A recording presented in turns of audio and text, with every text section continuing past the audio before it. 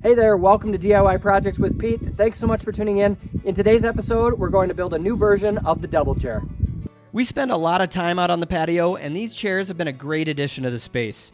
Now, a lot of fellow DIYers have built and customized the first version, and it's been really cool to see what everyone has come up with. So if you've built this or something similar, I'd love to hear about it in the comments below. The old version I built about 6 years ago has been great, and we love using it. But a few suggestions I've had over the years have been to make the seats wider, the backrest taller, and add drink holders and a storage area. I hope this project inspires you to get out in the garage and to try some woodworking. All right, let's get started with today's build. I started by picking up some lumber at the hardware store, and this project was built mostly out of 1x and 2x material. I used pine to help keep the costs down, but cedar is another good choice, or used reclaimed materials if you have them. We'll start by building the front legs for the double chair, and the plans are available at DIYpete.com/DIY double chair, or they're linked to in the description below if this is a project you're interested in building. I'll use a miter saw to make each of the cuts, and I've built up my tool inventory slowly over the years, but remember getting started with a used miter saw I found on Craigslist for $65, which is the one I'm using in the old double chair video 6 years ago. But don't feel like you have to go buy a bunch of expensive tools. If you're just getting started, definitely look for deals or try to pick up used tools to save money. The two front legs are cut straight at a 90-degree angle.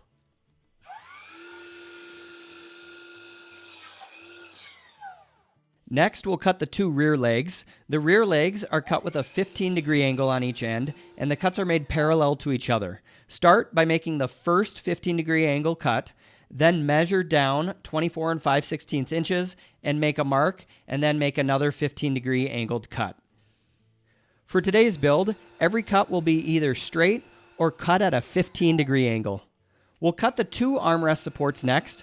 One end will be cut at 90 degrees, and the other end will be cut at 15 degrees.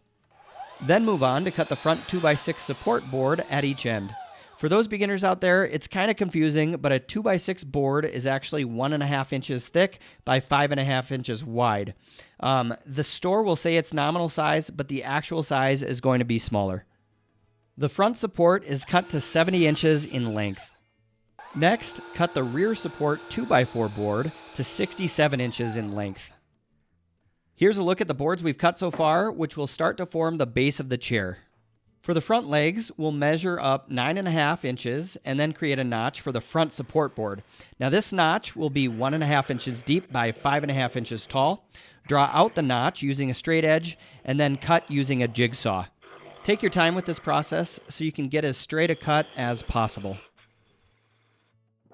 Before assembling, I like to sand each board to remove rough edges, to smooth the board, and to remove any printed marks on the boards. And I prefer doing this outside, but it was pretty cold, so I just did it out in the garage. We'll assemble the sides of the frame first using a combination of wood glue and screws. Now for demonstration purposes during this video, I'm not going to use glue for each connection, but I would recommend using it for some of the joints. Make sure the front leg is oriented correctly so the taller 9.5 inch section below the notch is closest to the ground. The armrest support will then be secured flush with the top of the leg at a 90-degree angle, and always pre-drill and then insert the screw. I used about 3 screws for most connections, and for this part, used 2.5 inch long wood screws. The rear leg will be placed 12.5 inches behind the back of the notched leg where it connects to the armrest. So just measure and mark where to line it up, and then more details are in the plans if you need them. Make sure the top of the rear leg is flush with the top of the armrest support, and I used a straight edge below the legs to check that they'll rest flush on the ground once they sit upright. Next, we'll repeat the same process to assemble the other side of the bench. The armrest support piece is placed to the inside of the legs on each end. I like to use a countersinking bit when pre-drilling because it gives the screw head a cleaner and more professional look once they are countersunk. Then I'll place each assembled side together to see that they match up and that the legs are lined up correctly. This is going to help ensure you have a solid foundation for the project and that it's going to rest evenly on the ground. The next step is to install the front support board. Pre-drill and then lift the board into the notches on each side. I used 3-inch long screws on each side, and if you'd prefer to put the screws in from the back side or behind each leg to hide them, go ahead and do so. I'm putting them in from the front side in this video. We'll make the cuts for the 4 cross supports next. One end will be cut at a 90-degree angle and the other at a 15-degree angle. Pre-drill on each end and then attach to the front and rear legs. The front of the cross support will be flush with the top of the front support board, and you can check to make sure it is level on the rear leg by checking that it is 5 inches down from the bottom of the arm support board. Clamps are going to be helpful to hold the boards in place during the install, and use 2.5-inch long wood screws for each connection. Then repeat the same process for the other side.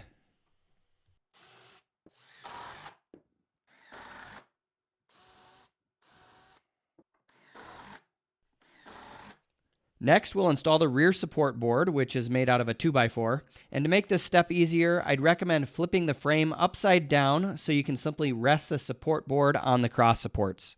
This step was sort of confusing in my last video, so building the frame in this order and using this technique makes the process easier and more straightforward. Simply rest the 2x4 flush with the cross support board. Next, pre-drill and then insert 3-inch long wood screws on each end.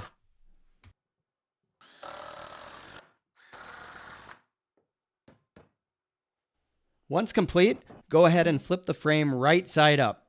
Then measure in for the placement for the other cross support boards.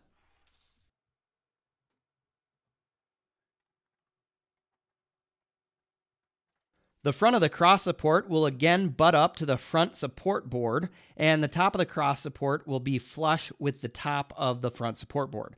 Now, the other side of the cross support will rest on the rear support board.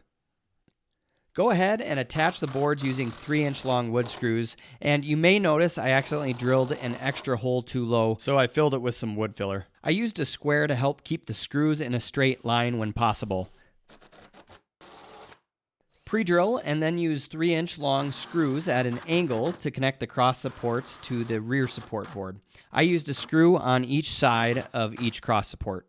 This is basically what's referred to as toe-nailing the boards together, except we're using screws. Next, cut the backrest support boards. The bottom end will be cut at a 15-degree angle and the top end at a 90-degree angle.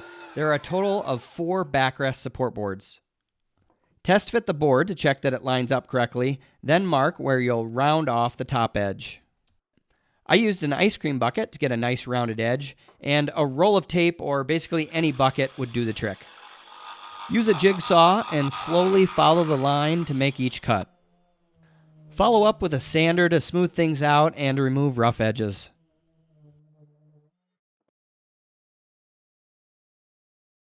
I used the first board as a template to mark the rounded corners for the remaining 3 boards, then repeated the cutting and sanding process. Set the backrest support on the top of the rear support board, and then line it up so it matches the angles of the armrest support and the cross support. Pre-drill and use 2.5-inch wood screws to attach it at each location. Then connect the inner backrest support to the cross support, set it on that lower support board, and line it up to match the angle of that cross support board. Add about 3 screws for the connection. A clamp is going to help keep things in place and will make the process a bit easier. This board secures just like the last one. And here goes the last backrest support. Simply attach it to the armrest support and cross support like we did on the other side. Now we'll move on to the backrest and chair slats. We'll use 1x4 boards for all of these and cut them all to length on the miter saw. Each chair is going to use 5 slats and each backrest will have 7 slats. Start by adding a slat at the top for each backrest. This is going to help square up the backrest support boards. I'm using 2-inch long wood screws for this process, and the backrest slats are cut to 23 inches long. Then I'll move on to the chair slats, which are 24.5 inches in length. I'm going to use a roundover bit on the front slat to soften the edges and give it a nice look. Now, this is totally optional.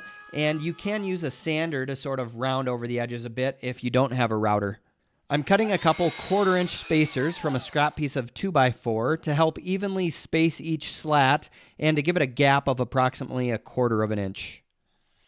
The first slat should overhang the front support board by 1/4 of an inch, and pre-drill and attach each slat using 2-inch long screws. If you want to get them lined up perfectly straight, use a straight edge to line up those screw heads, and the screws near the armrest support side will need to go in at a slight angle. I used the spacers to help create even gaps as I laid down each slat, and this process goes quickly. You'll have a chair to sit on before you know it.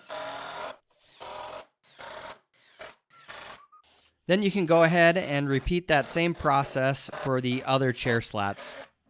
Next, install the backrest slats. It's easiest to work from the bottom side to the top side, and shoot for about 1/4-inch gaps again. Work your way up until all slats are secured. If the gaps don't work out absolutely perfect, or one is narrower or one is wider, you can adjust it a bit, but honestly, no one's going to notice.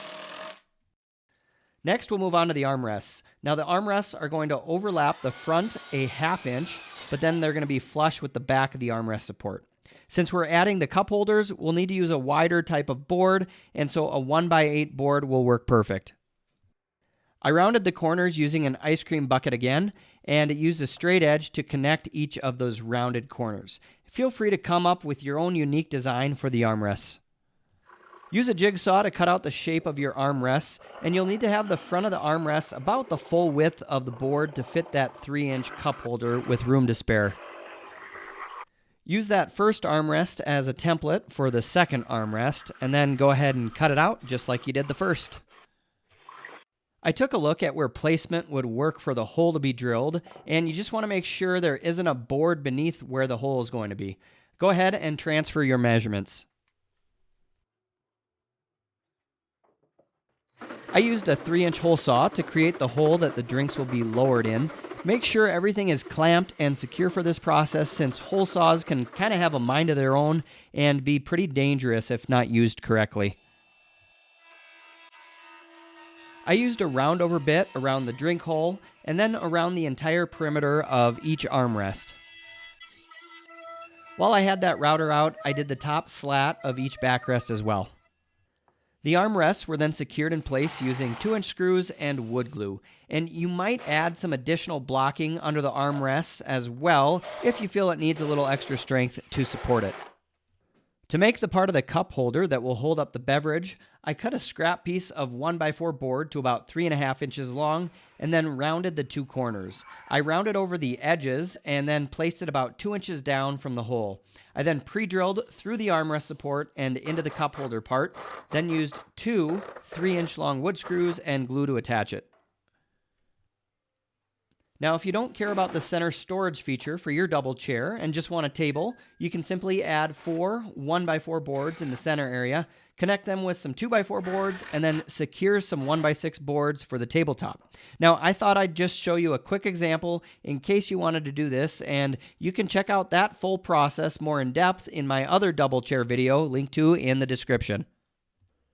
For this build, we are going to build a storage area, and we'll start by framing it out using 2x4 boards to form the base. Cut these to length according to the plans, pre-drill, and then use 2.5-inch screws at each corner to connect them. Next, we'll use 1x4 boards cut to 14 inches in length and use some wood glue and nails to tack them together.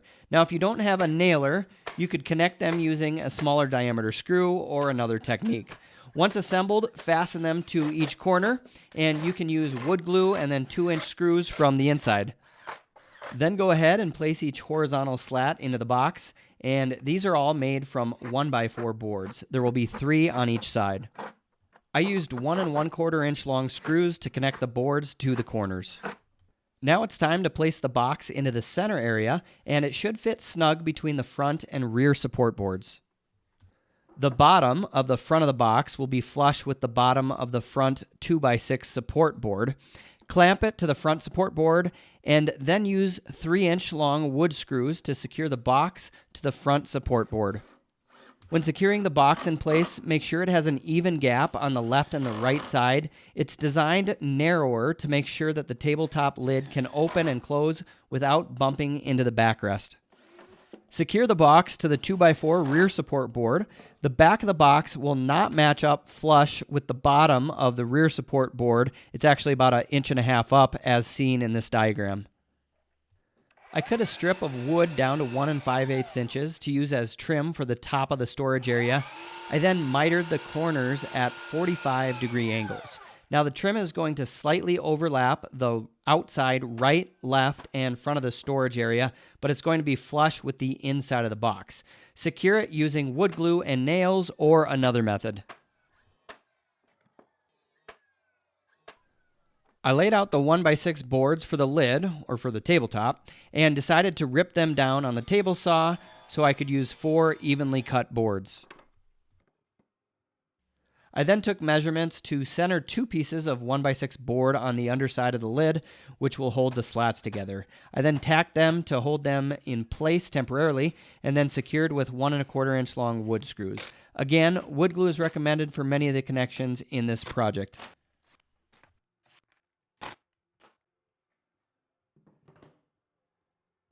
One by 6 boards were cut to length and used to form the bottom of the box. One of the boards was ripped down in width on the table saw so it would fit perfectly, and then they were all attached with 2-inch screws.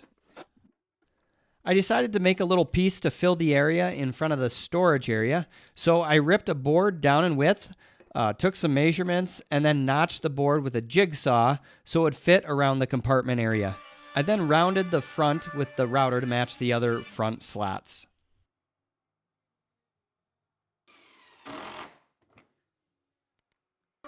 Here I'm doing a round over around the left, front, and right sides of the lid, and this is purely optional. I then put a bottle opener on the front and did a quick round over of the inside of the compartment trim.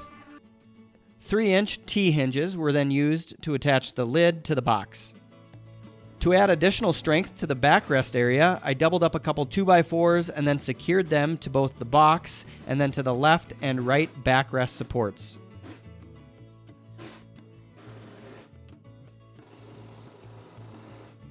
I used a stainable exterior wood putty to cover the countersunk screws, and it's up to you if you want to take the time to do this or not. I used my fingers to push it into each hole and then wiped off excess a bit before it dried. And then a few hours later, I used a sander to remove the rest of the excess putty and to smooth out all the boards. I sanded a few hard-to-reach spots by hand and then ran the orbital sander around the bottom of the legs. Then remove any hardware before applying a finish. Now, I brushed on a semi-transparent outdoor stain to try and make this wood chair as durable and maintenance-free as possible. And staining the chair takes a while if you're going to be brushing or wiping on a stain, but if you have a sprayer, it can be done in a matter of minutes. If you want to learn more about spraying outdoor furniture, check out my video showing the process, which is linked to in the description. I let the stain dry and then reattached the hardware and put a lid support in for the storage area. I also put on an eye hook so the lid won't get blown open when not in use. Lifting the double chair is a 2-person job, and the weight of it does a good job withstanding the winds.